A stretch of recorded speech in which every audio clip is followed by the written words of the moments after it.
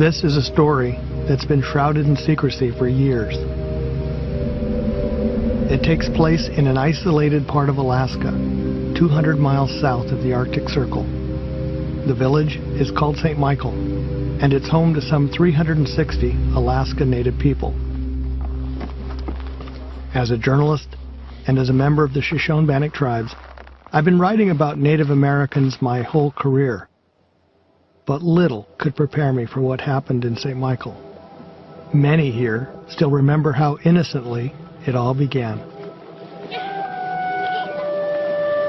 Growing up, there's so many good memories.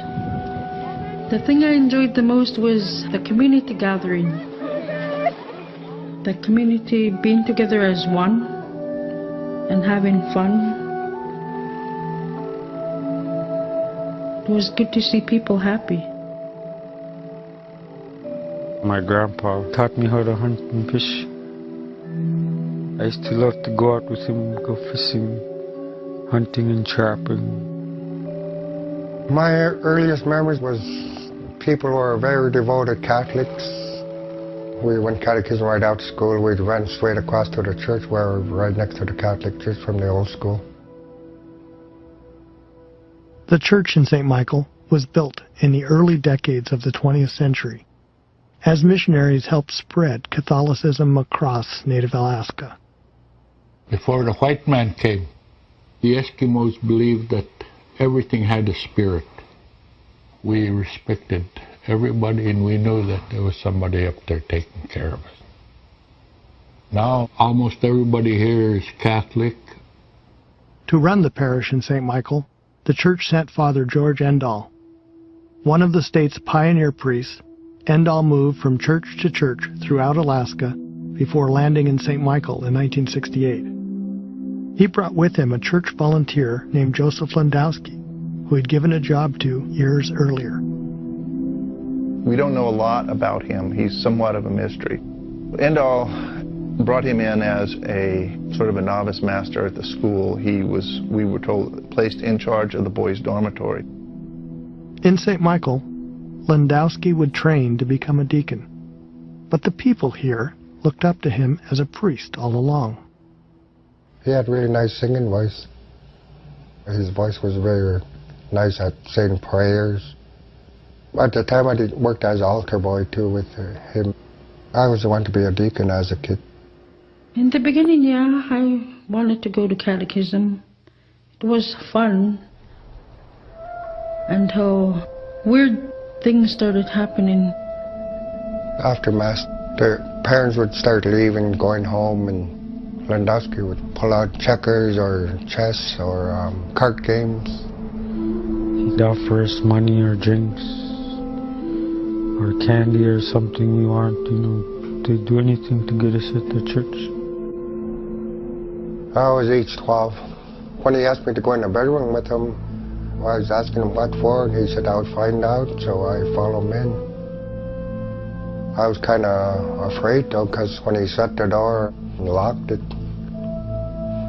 he pulled my pants down and he takes his false teeth off, put them on a dresser. I was just a kid, didn't know nothing. Father Endall and Joseph Landowski, they couldn't stop molesting me when they started. It was almost an everyday thing. Father Endall was telling me that it would make me closer to God. Father Endall and Joe Landowski moved through a series of Alaska villages, always in very remote parts of the state, always with no one there to supervise them except themselves. They were a law unto themselves, and they did whatever they wished. There would be other abusers associated with the church in St. Michael. One seemed to favor exposing himself to girls. When it first happened to me, I was 5. I can remember the day putting my head down when I saw him come out with no clothes, and I was scared. The next thing I remember, somebody was touching me on my arm.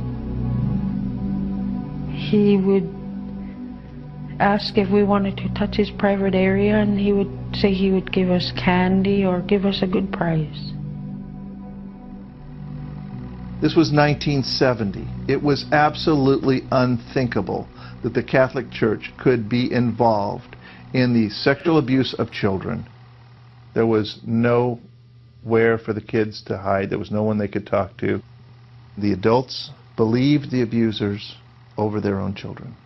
It was a perfect storm for molestation.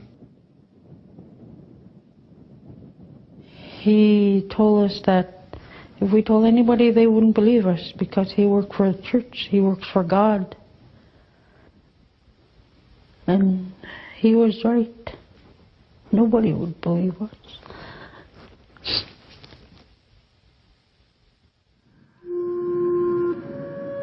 I told my dad what happened in the church. I told him that guy touched me in my mouth and in my bottom. I remember my dad grabbing his belt. He hung me upside down. And he beat me. Told me never to blame priests like that. My dad went out. He came back pretty drunk. I saw him holding a pistol in his hand. He looked at my mom and pointed the gun at her. The gun went off. My brother was in front. Bullet pierced both of them. I held him in my arms.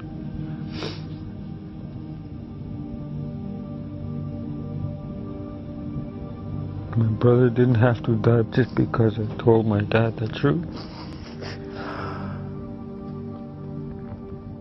The abuse in St. Michael would continue for 5 more years, as Ben and the others suffered almost daily molestation.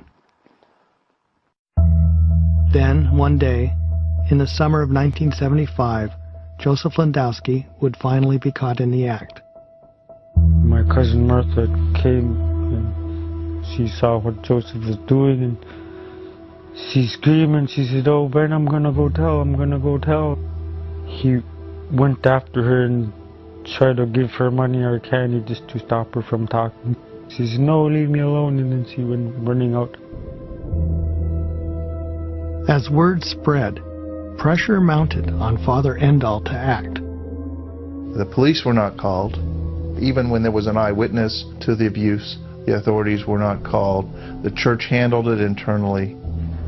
Landowski was transported out of the town and left the state, and as far as we know, never returned. But Father Endall stayed. Through it all, he remained revered and above suspicion. Although for 8 more years, he would continue to molest the boys and girls of St. Michael. Under Father Endall's watch, nearly 80% of the town's children, literally an entire generation, were molested. The odds of being abused as a little Catholic boy or a little Catholic girl in that diocese was staggeringly high, higher than any other place in the United States that has ever been investigated to date. There's a lot of people that will not acknowledge this pain. The hurts and the suffering here, you can tell in their eyes.